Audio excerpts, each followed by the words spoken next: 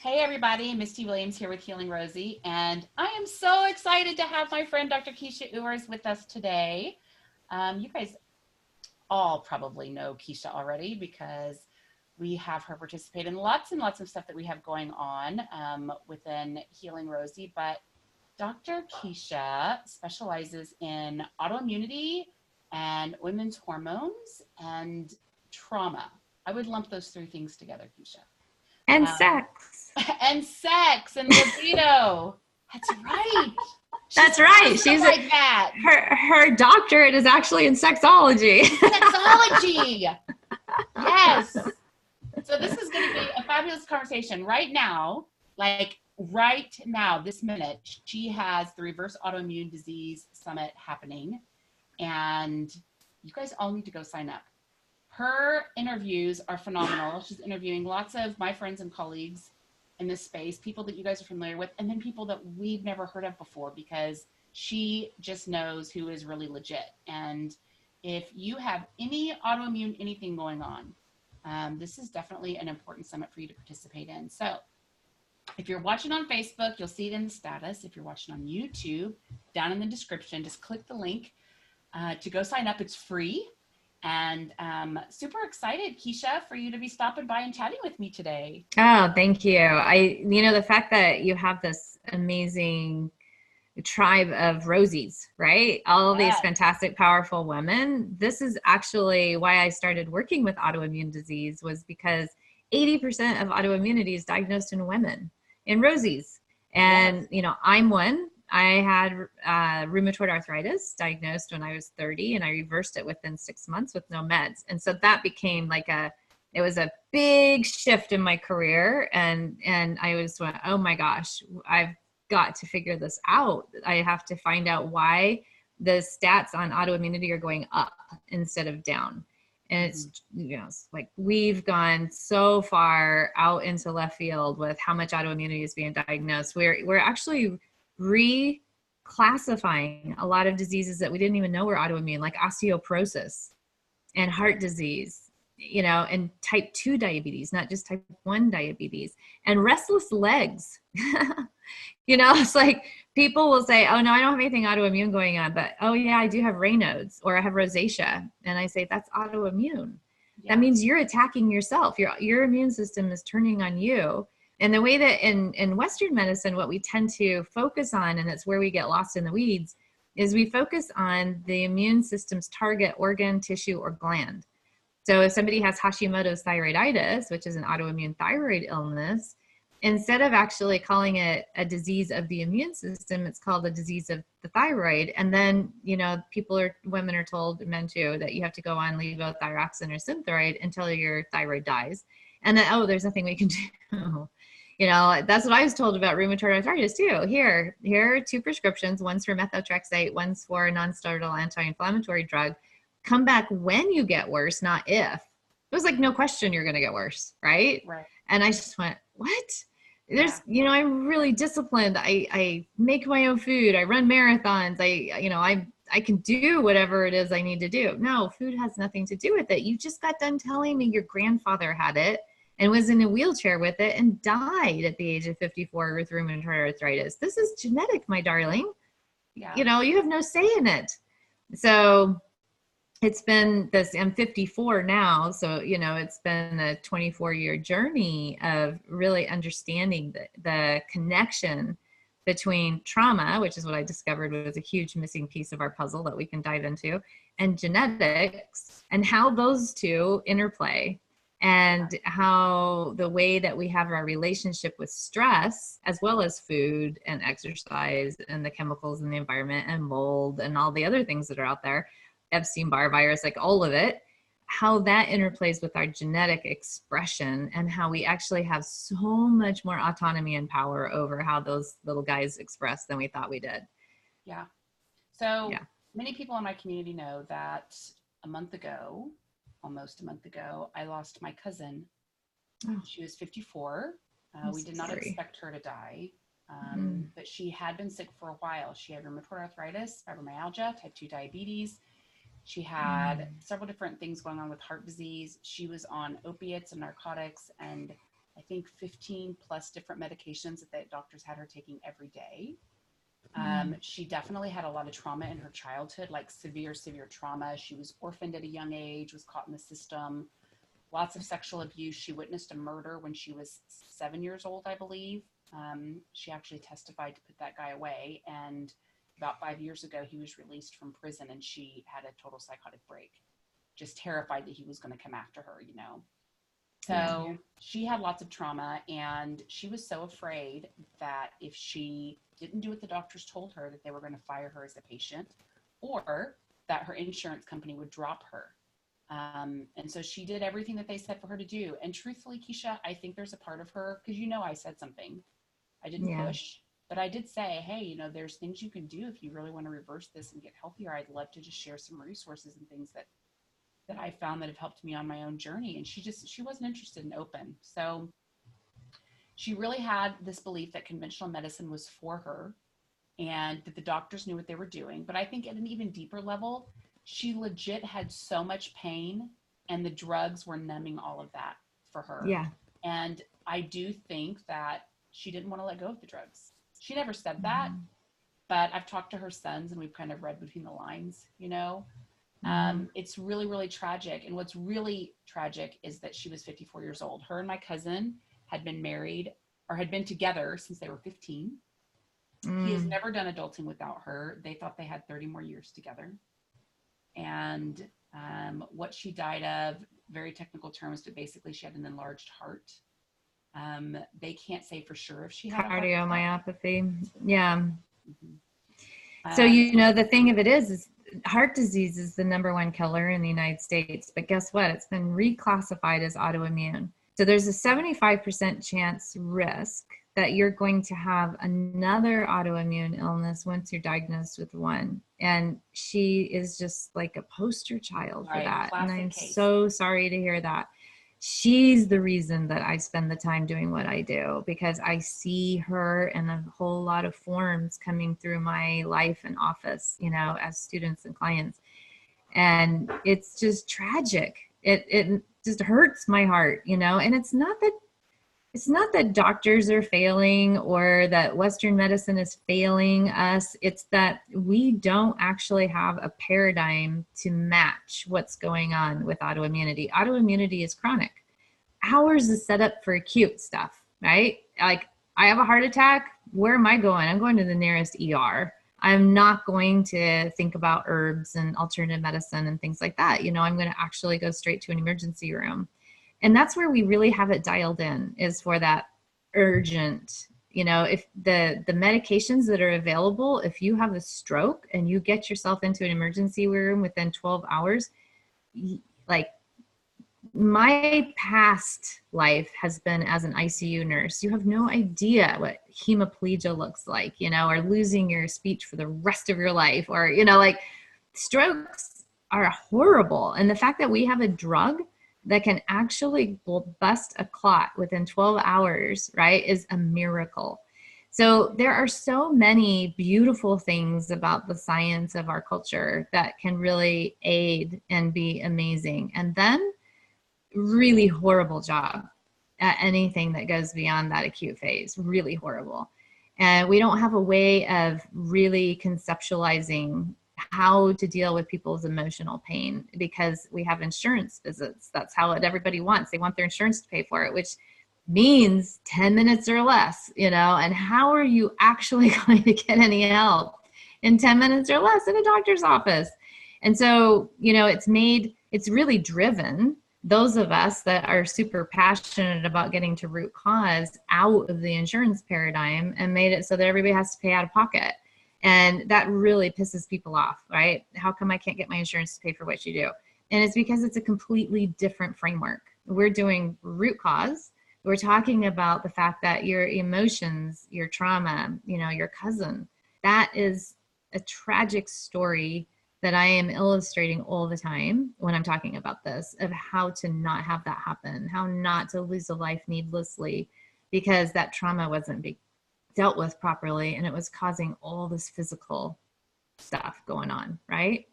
So the connection is you can't separate the mind from the body. You can't. And we keep trying to. We keep trying. I want to ask you more about the trauma piece, because this is something that obviously anytime that you're having an autoimmune conversation, there's been other autoimmune summits that have happened in our space. There's always at least one person or two people on that are talking about the trauma. My perspective, especially watching someone suffer so deeply with autoimmune disease, is that we aren't focused enough on the trauma, and the trauma is so misunderstood. I think it's overwhelming for women to hear, like, well, you have unresolved trauma and you need to deal with the trauma. It's like, where do I even start? How do I eat that elephant one bite at a time? I'd love for you to maybe just take us, behind the scenes into how you work with patients on this trauma piece, and maybe give some takeaways of what people can do if they find themselves in this autoimmune situation and there's a trauma component for them. If you have an autoimmune situation, you have a trauma stress component. So I'm going to start right there. And people will bridle about that. Like, well, I don't have sexual abuse or domestic violence. I had a really good childhood. And yet I've got this nasty disease, there's no way that has anything to do with it. So I want to kind of start with a little bit of a foundational same page. The other thing is that I wrote a book called Solving the Autoimmune Puzzle, and I have worksheets in there, and I step people through this step by step. So sometimes people are visual learners, sometimes they can do audio, and sometimes it's kinesthetic, right? So if what I say just feels like, well, I don't even still know where to start, then Solving the Autoimmune Puzzle, just get that book. It's got like a step by step, here's how you do it. And I've got a do-it-yourself program too called You Unbroken that gets you going, so that you can really do this on your own. And then it has hard stops in it, like, nope, if you can't do this, you actually need to go borrow a brain. And I call borrowing a brain finding the right kind of therapist for you. And I teach you how to do that. So one of the things that's true is that when we have autoimmune disease, it means that we are attacking us. And just to start with that, right? And it can take anywhere from 10 to 30 years to develop a full-blown autoimmune disease. So people that are listening to us could be developing one right now, might already have 1, 2, 3. And the beauty of this, and why I called the summit Reverse Autoimmune Disease Summit, is because it is reversible. Like, you can reverse type 2 diabetes. You can reverse all of this stuff. It doesn't need to be a slow road over a cliff. You can actually turn that car around when you can see the signposts, okay? So when I talk about the link between trauma and autoimmunity, I'm also taking into account that I think about this as everyone's a unique puzzle. And whenever we solve a puzzle, we dump all the puzzle pieces out on the table, and then we look for the 4 corner pieces first. So the 4 corner pieces of any chronic illness, it doesn't matter. People always want to say, well, what about giant cell arthritis or mast cell issues, or histamine intolerance, or osteoporosis, or MS, or RA, or any of these? What about that one? Lupus, scleroderma. The way that I think about this is that you put all of those in the same bucket and just label them autoimmune inflammation. Because again, the diagnostic code, the diagnosis that we attach to this attack that's happening on us, from us, is focused on the gland, organ, or tissue that the immune system's attacking, but it's all the immune system attacking it, right? We have this archer that's shooting arrows at these target organs and tissues. And instead of going to the archer and saying, hey, do you mind not doing that anymore? We're running around the forest, moving the targets around, which just doesn't make any sense. And so when we talk about trauma, then it's one of the corner pieces of the puzzle that we're solving for. And the others are genetics. The second one would be toxins. Okay, so we've got genetics, toxins. And toxins, I mean, all of the chemical stuff we think about, all those wonderful estrogen disruptors and mimickers that I'm sure you guys have talked about a lot in here. But also the toxic thought processes we have. I'm not good enough. I'm not worthy. I'm not beautiful enough. I have to do this to be worthwhile. I have to be perfect. I have to be a people pleaser. Anything that has undigested anger to it, that's another toxin. And then the third one is going to be your digestive health. Now, trauma impacts all of those. If you have trauma or your relationship with your current day stress is such that you're going into fight, flight, or freeze a lot, perpetually, chronically, as a habit, you're releasing cortisol from your adrenal glands because your body's getting the message, we're in trouble. You're breaking down your gut wall. And so that's where gluten, sugar, soy, dairy, caffeine, all of those things play a part in reversing your autoimmunity, but they're not the full picture.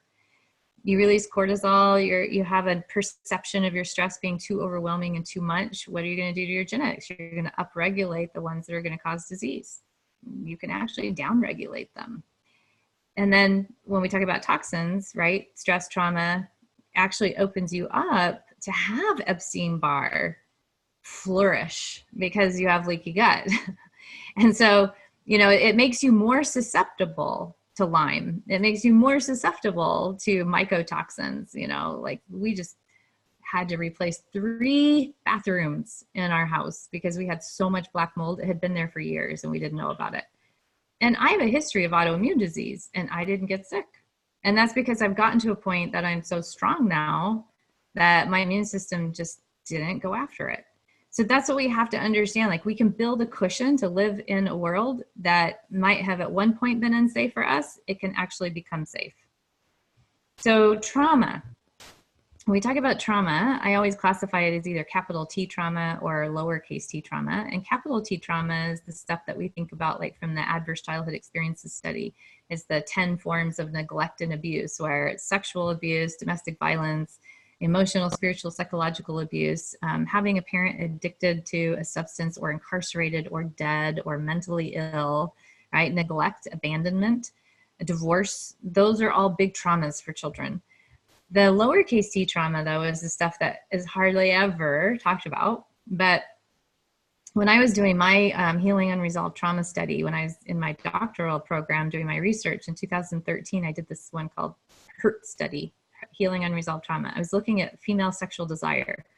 All these women that were coming into my practice, they wanted hormones, but I was discovering that actually so much of it was stress related and that the hormone wasn't going to actually fix that part, that they hated their husband and didn't want to have sex with them. And that's why their libido was low, right?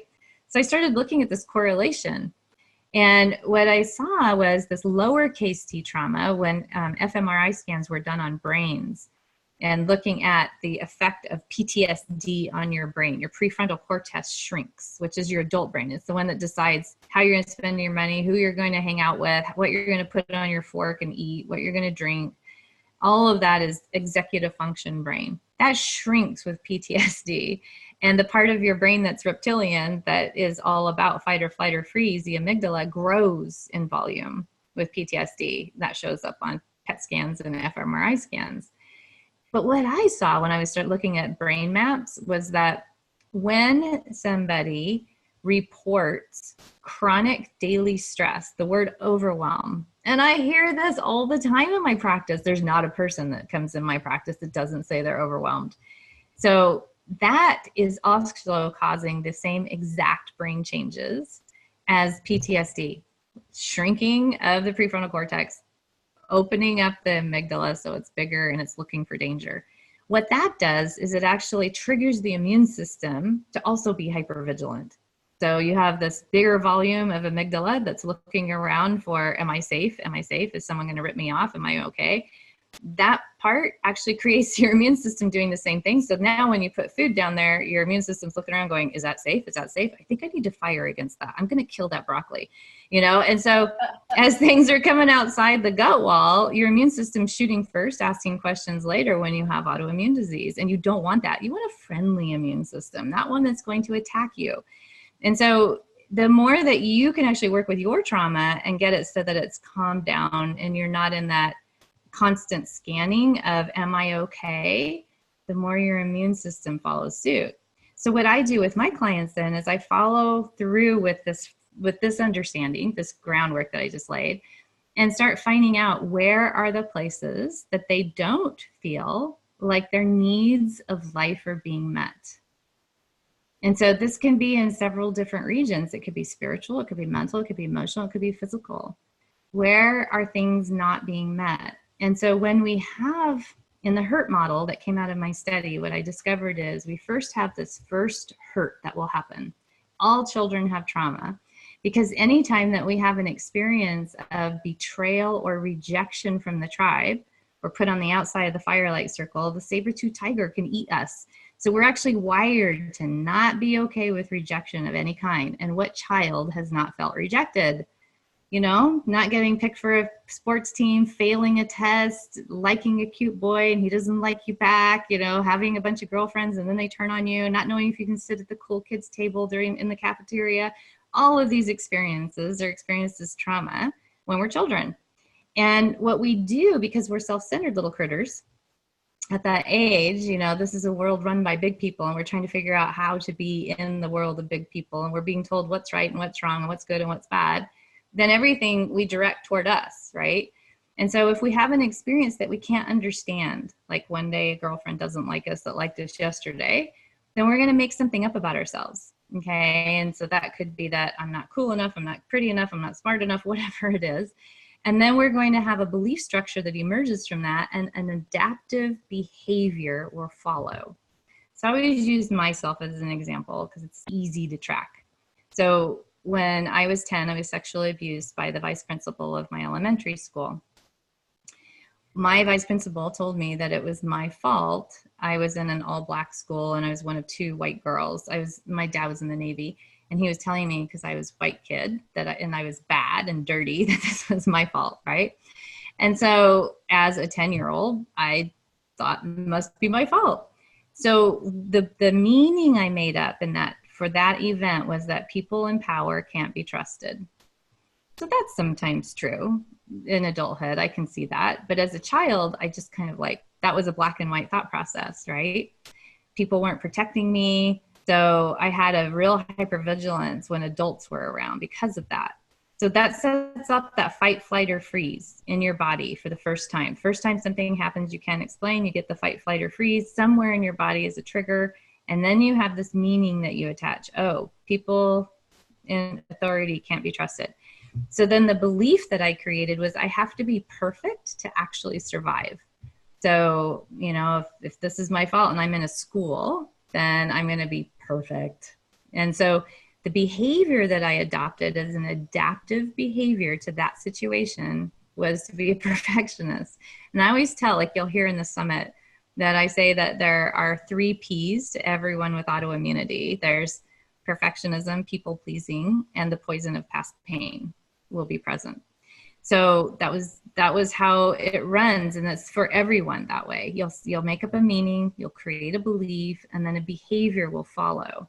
I did therapy on a young man one time. He was probably in his 40s, and he worked at Microsoft. I live in Seattle, and he was an engineer, and he had to get up as part of his job description when he got a promotion and give presentations in front of large groups. And he came in to see me because he'd been to several doctors who couldn't help him with this sweating problem. He had hyperhidrosis and he would just pit out his shirts.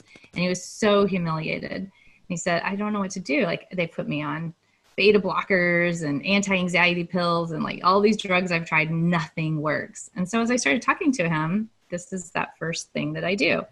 Turn over the rocks to find out where the places you don't feel like you're getting your needs met. So I said, well, what does getting up in front of a group, what happens for you, like as you're sweating? No, nothing. I know my stuff. I know what I'm doing. And I said, so what's the first experience with the group that you can remember that it didn't go well? And he said, oh, I've never thought about that. He said, oh my gosh, I was so humiliated. And he told the story of being in middle school, and there was this table of cute girls, and there was one there that he really liked, and he tripped in front of this table and spilled his cafeteria tray, and all the food went everywhere. And of course, everybody laughed. He was completely traumatized by this. And the meaning that he made up was, I'm an idiot, lazy, clumsy oaf. I'm not lovable. Who would like this, right? And so the belief structure was, I need to hide. I can't be trusted in front of people. And the behavior he adopted was to hide. He actually never went into another cafeteria again. He graduated from graduate school, never entering another cafeteria. He ate in the library from then on in his academic career. And so I said, do you think these are linked? Like clearly they are, right?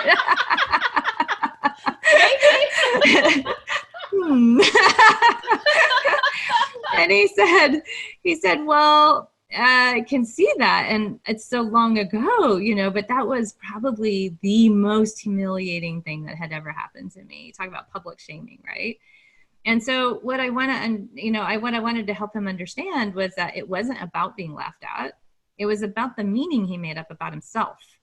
It was about the belief he created about that moment and that he was carrying forward. Crowds are not safe, right? And the behavior that he adopted as an adaptive strategy was now maladaptive. It wasn't fitting in his adult life. That's what happens. We start to discover that what we thought back then would work, and it did, or we wouldn't have done it. The wise mind of the child, it's very wise. It does what it thinks it's best in that moment, but we're in a state of development that's black and white and narcissistic. We're supposed to be. That's how we are, right? And we have to be that way, and we're trying to figure things out. It's very black and white. So he realized he'd taken this very black and white adaptive strategy into his adulthood, and now he had to actually get into a higher order of way of thinking, which was not so black and white, okay? And to understand that, oh, being invisible actually isn't going to work as a sustainable life for me if I'm going to stay and do this. Right. So we worked on that, and I helped him with rewiring his brain and doing some trauma release through EMDR. And in it, you know, then he was able to do his job and not get sweaty pits anymore. So it wasn't about a drug that he was missing in his system. You know, he didn't need low pressor, a beta blocker. He didn't need an anti-anxiety pill. He wasn't short on that in his system, in his biochemistry. His perceptions were setting off messages that were changing his biochemistry in his body, that he could actually alter himself. And then it could alter the way his immune system, which was scanning all the time. And guess what happened to his rosacea? His rosacea was so bad that he actually wore makeup, foundation. He was so, like, talk about trying to be invisible.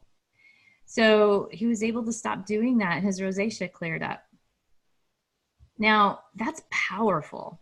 Yeah. And not part of the language of the Western system, right? So when you say, like, how do I do this with my patients? It's look under the rock first of where you don't feel like your needs are met. And is it emotional? Is it spiritual? Is it mental? And like I said, I have these worksheets in solving the autoimmune puzzle. And then ask yourself, and you can do this a different way. You can say, when's the last time I got triggered or upset? What makes me angry? What makes me sad? What makes me feel hurt? You know, despair, hopeless, powerless. What triggers that feeling inside of me? And the next time that you have that feeling, be really curious about it. When I'm helping people reverse their autoimmune disease, what I'm helping them do is to get into a collaborative relationship with themselves. So that means curious compassion, really curious compassion. So you say, okay, I feel really hurt right now. I just had this interaction with my partner or with a client or with a teacher, whatever it is, my kid, and I feel hurt. And so where do I feel that hurt? Oh, it's in my gut. It's so hard and tense. And so then you go in and you follow that feeling down and you ask, like, okay, how old does this hurt feel? When's the first time I can remember having this very hurt? And people are very resistant at first. No. I've never felt this before. I remember when my husband and I were learning how to do this, when we first got married, he would say, I've never felt this before. You're the first one that's ever triggered it, you know? And then the person that was teaching it would just kind of go, stay with it. Right. Stay with it. Because people really want to, like, say there's something outside of them that's causing this, and you're causing me my pain, right? And so you go in and you say, okay, so I feel powerless, or I feel angry, or I feel sad. What's the first time I remember feeling this feeling? And see if you can trace it back to an age. How old is this feeling? How old am I? Oh, I'm 6. You know, like, I can go to several different ages in my childhood now that are very familiar. I go, oh, that's that. Yeah. And And so, you know, you can go to there and then you can say, okay, so what did this child in that moment that felt that hurt need to hear then that they didn't? Because we never have a well-attuned, grounded caregiver with us 24/7 as we're navigating our childhood. That's why everyone has trauma. I mean, I'm a parent of 4 children. I wish to heaven that I could actually have been with them 24/7 to help them navigate every painful thing that ever happens to them outside of our home, or not been responsible for some of the pain that they had, you know, inside of our home. But that's not the way life works. And so, you know, this is actually part of the way life is structured. We have challenges. They require us to treat them as a call to action. And then we have to go find mentorship to learn a new skill that will meet that challenge, right? That's the way it goes. And so there's this weird thing that, oh, I've graduated from high school or college, and so now I don't have to learn anything anymore. That's not true. As we have levels of development, right? Yeah. And so we're going to have to meet that with finding mentorship to gain new skills. And then we have to practice those skills. So practicing going back to that kid, you know, it doesn't even matter. Sounds really odd, but it doesn't matter what happened to that child at that time. It could be horrific, but you can still go back and you can actually, as your adult self, give them the information they needed for that moment. So it could be like in my case with my vice principal, I can say, no, this was absolutely not your fault. Absolutely not your fault, right? This guy had his own sets of problems, and there's a forgiveness process that I teach that actually is amazing. But, you know, the first step is not to forgive. It's actually to go back and repair and help that child, if big T trauma was present, stay in their body. Yeah. So trauma that's big T will often be experienced by a child as dissociative, where you leave your body. I did. Who wants to hang around in a 10-year-old body with a vice principal that's doing what he's doing, right? It's like, nope, I'm not staying here. I'm going to go commune with the angels. And so I always tell people that, you know, like when they're super psychic, very, very intuitive, and have one foot in the spirit world and one foot on the ground, I know they have trauma. Yeah. Because you've learned how to access another space, right? Mm-hmm. And so that's the beauty part. Like, that's amazing. I always say, and people's hackles kind of rise sometimes, and I always say, like, one of the best things that ever happened to me was my 10-year-old experience of sexual abuse, because I got rheumatoid arthritis as an adult, which was directly correlated, and it made me have to do this investigative work, made me learn how to be curious and compassionate about this body that I had learned how to leave really fast. Yeah. Right? I was gone out of this body. Yeah. And a lot of women don't live inside their bodies. And then they say, I need to have a weight loss program that works. I need hormones. I can't get this weight off. And it's like, you've never even learned how to live and inhabit this amazing body that is such a beautiful gift. Yeah. Because it's caused pain in the past, and you've learned how to leave it, which was a really great strategy for the child that was going through the trauma, but now it doesn't work. It's maladaptive. Yeah. So that's what I do, is we find, like, where is it, and then what to do. And there's not a pat answer for everyone, right? Yeah. Yeah. Well, I'm imagining the woman listening on the other side of this, who probably has found herself at different times as you've been speaking, nodding her head, or maybe considering what might have happened in her childhood or even young adulthood that might be contributing to what she's feeling now. And if this is speaking to you and you're watching with us, I really hope that you'll go register right now for Keesha Summit. I know that she's put a lot of heart, soul, and love into this.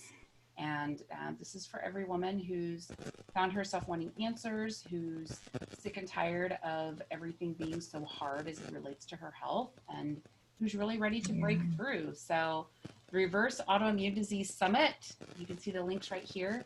I hope you guys will all go sign up. And Dr. Keesha, thank you so much for stopping by and sharing with us. This was amazing. Thank you. And thank you, Rosies, for what you contribute and the light that you shed on this world. I mean, you're all such gifts. So thank you. Awesome. Thank you so much. And you, especially, Misty. Thank you. We'll talk to you guys soon.